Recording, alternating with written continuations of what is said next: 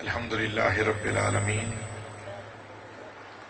الذي استغنى في حمده عن الحامدين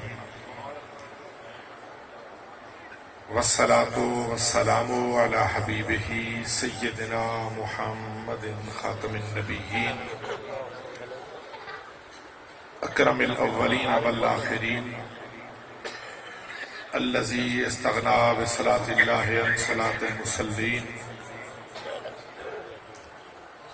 وعلى آله وأصحابه وأزواجه وذريته وعترته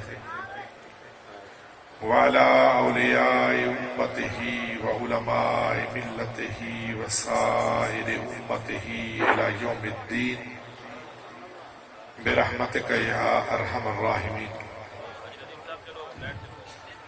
أما بعد فأعوذ بالله من الشيطان الرجيم. بسم الله الرحمن الرحيم.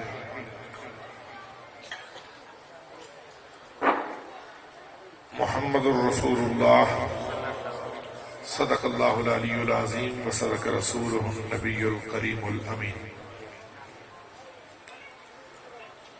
چمن پر جرم و عصیانم توئی غفار یا اللہ،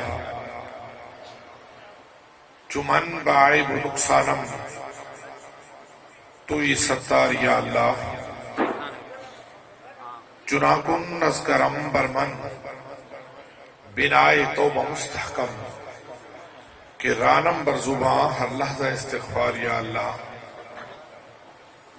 چنا کن از کرم در دل بحق احمد مرسل عذاب مرگ جو گردد مرا دشوار یا اللہ، چو گورے تیراؤ تر وحشت نمایت برمن مجرم بشم مغفرت گرداں پر از انوار یا اللہ، معین الدین عاصیرہ کہ میں نالت بسط زاری گناہم بخش ہی مارا سلامت دار یا اللہ. معزز و محترم حاضرین و سامعین، اور بالخصوص اسٹیج کی زینت جملہ علماء کرام اور مقتدر شخصیات، ماشاءاللہ بڑا مفصل خطاب ہو گیا اور علماء حضرات موجود ہیں. اب خطاب کی کوئی گنجائش تو باقی نہیں ہے، صرف ایک حدیث پاک آپ کے سامنے صحیح بخاری کی اور اس کا ترجمہ اور پھر اجازت چاہوں گا.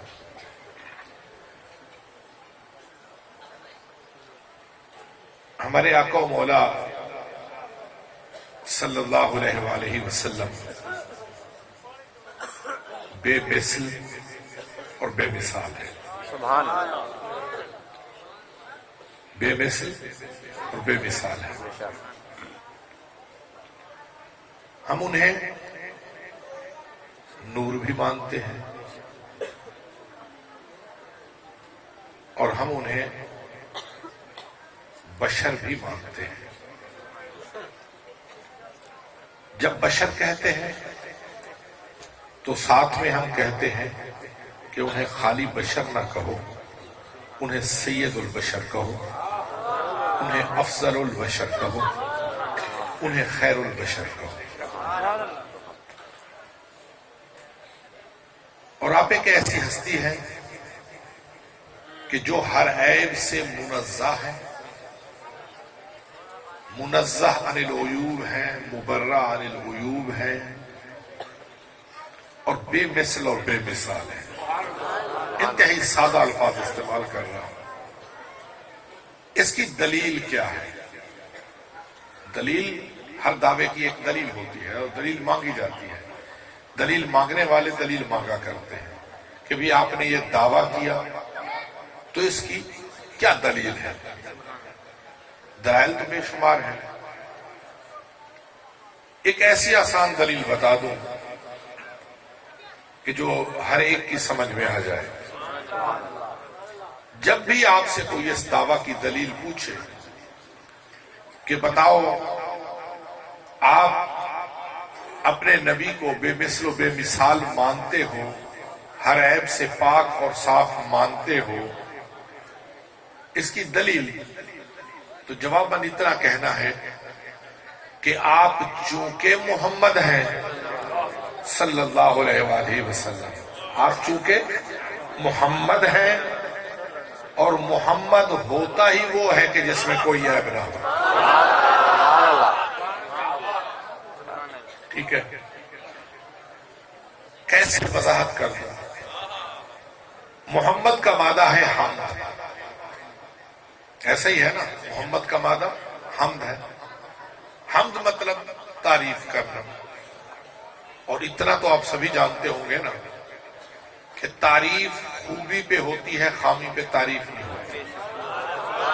خامی ہو تو یا تنقید ہوتی ہے یا مذمت ہوتی ہے، حمد نہیں ہوتی، تعریف نہیں ہوتی. اچھا، اب ایک یہاں پر یہ بھی شبہ پیدا ہوتا ہے کہ بھئی جھوٹی موٹی تعریف بھی تو ہوتی ہے نا. بندہ کسی کی خوشامد کر رہا ہوتا ہے، وہ جھوٹی تعریف ہوتی ہے. کسی کے ڈر خوف کی وجہ سے بھی اس کی تعریف کر جاتا ہے، ایسا بھی تو ہے نا. تو پھر کیا کہیں گے کہ وہ تعریف بھی ٹھیک ہے. اب یہ شبہ اپنی جگہ پہ ٹھیک ہے، لیکن تب تک جب تک تعریف کرنے والے وہ عوام ہو، تعریف کرنے والی مخلوق ہو، تو تب تو یہ شبہ ہو سکتا ہے کہ تعریف جھوٹ موٹ میں ہو رہی ہو، تعریف خوف کی وجہ سے ہو رہی ہو، خوشامد ہو رہی ہو. لیکن جس کی تعریف کرنے والی ذات خود اللہ رب العزت کی ہو، تو پھر تو یہ شبہ نہیں ہو سکتا نا. کیسے؟ قرآن کریم میں 4 مقامات پر آقا علیہ الصلوۃ والتسلیم کا ذکر ہمیں اسم محمد سے ملتا ہے صلی اللہ علیہ وسلم. 4 مقامات پر. ایسا ہی ہے نا؟ ماشاءاللہ حفاظ حضرات بھی موجود ہیں، طلباء میں بھی کافی سارے حفاظ ہیں. تو 4 مقامات پر قرآن کریم میں آقا علیہ الصلوۃ والتسلیم کا تذکرہ اسم محمد سے ہے. ٹھیک ہے؟ اور محمد کون ہوتا ہے؟ الذی یحمد حمدا بعد حمد، وہ ہستی کہ جس کی بار بار حمد کی جائے، بار بار تعریف کی جائے.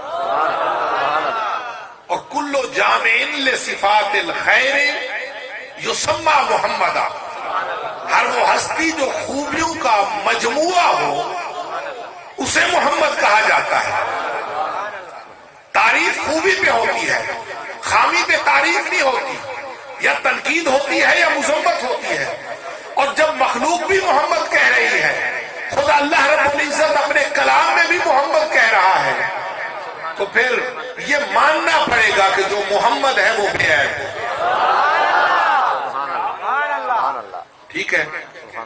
یہ تو ایک دلیل ہو گئی اس کی عقلی دلیل. اب تھوڑا سا آپ کو ہسٹری بتاتا ہوں اہل عرب کی. عرب جو تھے نا، اہل عرب، یہ ان کا بھی یہی دستور تھا کہ آقا کریم علیہ الصلوۃ والتسلیم کو محمد بھی کہتے اور عیب ڈھونڈنے کی ناکام کوشش بھی کرتے. ٹھیک ہے نا؟ محمد بھی کہتے تھے کہ بھی محمد بن عبداللہ، معاذ اللہ ان کے بارے میں فلاں بات فلاں بات فلاں بات.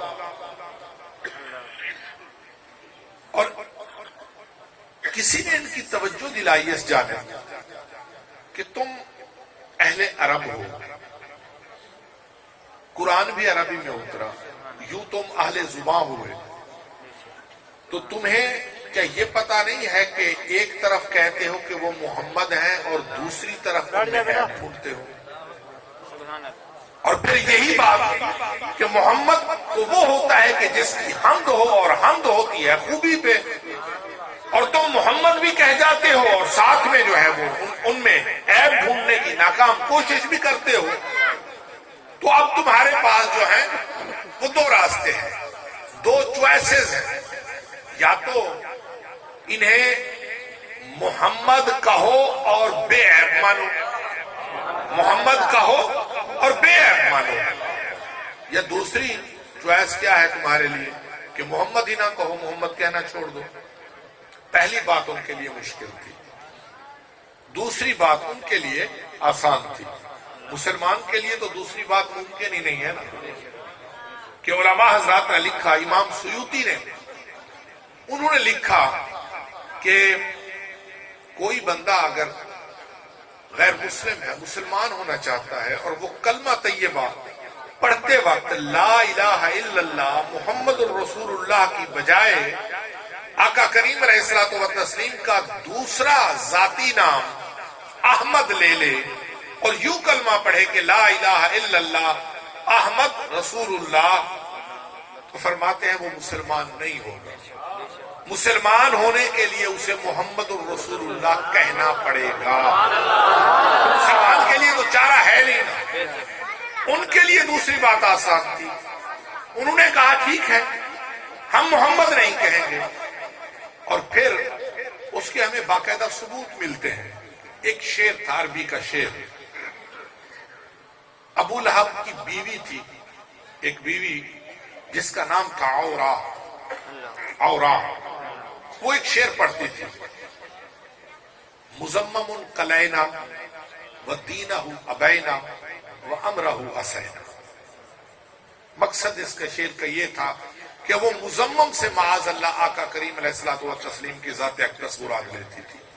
وہ کہتی تھی مزمم سے ہم نے دشمنی کی، مزمم کے حکم کی ہم نے نافرمانی کی، مزمم کے دین کا ہم نے انکار کیا. مزمم کہتے تھے وہ لوگ آقا کریم علیہ الصلوۃ والتسلیم کو. کس وجہ سے؟ اسی وجہ سے کہ محمد تو ہوتا ہی بے عیب ہے نا. تو اب محمد نہیں کہیں گے، مزمم کہیں گے معاذ اللہ. اب یہ ان کا دستور بن گیا، یہ ان کا طریقہ بن گیا. صحابہ کرام جب یہ سنتے تو صحابہ کرام کا تو ادب کا ایک اپنا انداز تھا نا، محبت کا اپنا انداز تھا، ایک اپنا طریقہ تھا ان کا کہ بارگاہ اقدس میں بیٹھے ہوتے تو ابو داؤد کی حدیث میں آیا کأنما علی رؤوسہم الطیور، سروں کو ایسے جھکایا ہوا ہوتا تھا کہ یوں لگتا تھا کہ شاید ان کے سر پہ پرندہ بیٹھا ہے. یہ عرب کا محاورہ ہے کہ بندے کے سر پہ پرندہ بیٹھ جائے نا تو بندہ سر کو حرکت نہیں دیتا، سر کو اٹھاتا نہیں ہے، جھکائے رکھتا ہے کہ سر کو اٹھاؤں گا یا حرکت دوں گا پرندہ اڑ جائے گا. تو یوں بارگاہ اقدس میں بیٹھے ہوتے. اور قاضی یا صفا شریف میں لکھتے ہیں کہ یکرؤون بابہ بالاظافیر، صحابہ کرام در دولت پہ حاضر ہوتے اور دستک دینی ہوتی تو ہتھیلی سے دستک نہیں دیتے تھے، یہ انگلیوں کے جو پورے ہیں اور ان پہ جو ناخن ہیں ان ناخنوں سے دستک دیتے تھے، بڑی ہلکی سی دستک دیتے تھے. کیوں؟ کہ کہیں ایسا نہ ہو کہ لا ترفعوا اصواتکم کمصداق النار. صحابہ کرام کا تو محبت کا ایک اپنا انداز تھا، عقیدت کا اپنا انداز تھا نا. ٹھیک ہے. تو وہ اپنا علامہ شکیل احمد صاحب نے وہ ایک اس وقت بیان کی سیدنا صدیق اکبر رضی اللہ تعالیٰ عنہ کے متعلق حدیث پاک، تو میرے اس وقت بھی ذہن میں آیا کہ اس کا جو ہے نا وہ میں ریفرنس دے دوں گا کہ کہیں ایسا نہ ہو کہ بات تھوڑی سی جو ہے وہ بڑی گہری بات ہے تو کوئی اس پہ اعتراض کر دے.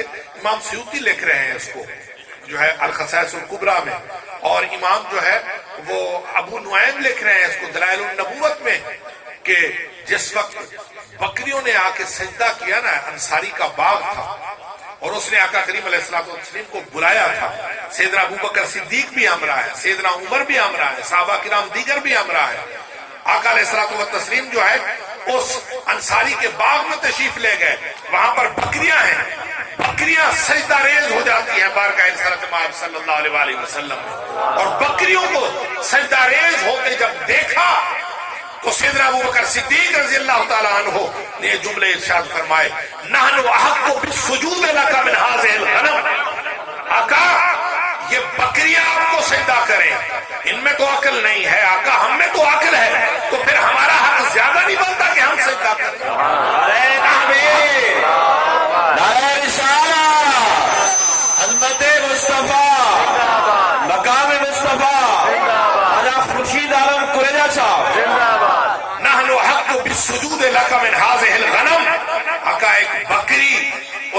عقل ہی نہیں ہے، اس میں شعور ہی نہیں ہے، وہ آپ کو سجدہ کرے تو آقا ہمارا حق زیادہ نہیں بنتا کہ ہم سجدہ کریں؟ آقا علیہ الصلوۃ والتسلیم نے کوئی شرک کا فتویٰ نہیں لگایا ابو بکر صدیق، کوئی نہیں لگایا، بس یہی فرما دیا کہ ابو بکر شریعت اجازت نہیں دیتی، شریعت اجازت نہیں دیتی۔ تو صحابہ کرام کی تو عقیدت اور محبت اتنی تھی نا۔ اب صحابہ کرام کو پتہ چلا، بخاری شریف کی حدیث بیان کر کے بات ختم کرنے لگا ہوں، صحابہ کرام کو جب یہ باتیں ان کے کانوں میں پڑتی تھی کہ وہ معاذ اللہ آقا کریم علیہ الصلوۃ والتسلیم کو مذمم کہتے ہیں، بہت دکھ ہوا، بہت تکلیف ہوئی۔ اور پھر صحابہ کو یہ بھی پتا تھا کہ کوئی مسئلہ ہے، کوئی مشکل ہے، پریشانی ہے، اس کا حل جو ہے وہ آقا علیہ الصلوۃ والتسلیم کی بارگاہ اقدس میں تشریف لے گئے اور جا کے سارا معاملہ جو ہے وہ بیان کر دیا۔ آقا کریم علیہ الصلوۃ والتسلیم نے اس کا جو جواب ارشاد فرمایا، صحیح بخاری میں امام بخاری نے اسے نقل فرمایا، آقا کریم علیہ الصلوۃ والتسلیم نے فرمایا کہ الا تعجبون کیف یصرف اللہ عنی شتم قریش ولعنہم یشتمون مذمما ویلعنون مذمما وانا محمد۔ آقا علیہ الصلوۃ والتسلیم نے فرمایا میرے صحابہ دکھی ہونے کی بات نہیں ہے، پریشان ہونے کی بات نہیں ہے، بلکہ یہ خوش ہونے کی بات ہے۔ کیسے؟ آقا نے فرمایا اے میرے صحابہ کیا تمہیں اس بات پہ تعجب نہیں ہوتا؟ کیا تمہیں اس بات پہ خوشی نہیں ہوتی؟ آقا کیسے؟ فرمایا یہ جو لوگ ہیں نا، یہ جو میرے دشمن ہیں۔ کون دشمن؟ بے عیب ذات میں عیب ڈھونڈنے والے کون ہوتے ہیں؟ دشمن ہوتے ہیں۔ آقا نے فرمایا یہ جو میرے دشمن ہیں نا، یہ ہر وقت میرا نام لے کے وہ مختلف قسم کی زبان درازی کیا کرتے تھے، سب و شتم سے کام لیتے تھے اور میرا نام لے لے کے یہ باتیں کرتے تھے، پروپیگنڈا کرتے تھے۔ میرے پروردگار نے کتنا بڑا کرم کیا ہے کہ ان کی لعن طعن کا، ان کے سب و شتم کا رخ اس نے موڑ دیا ہے، محمد سے موڑ کے مذمم کی طرف کر دیا ہے۔ یلعنون مذمما ویشتمون مذمما وانا محمد۔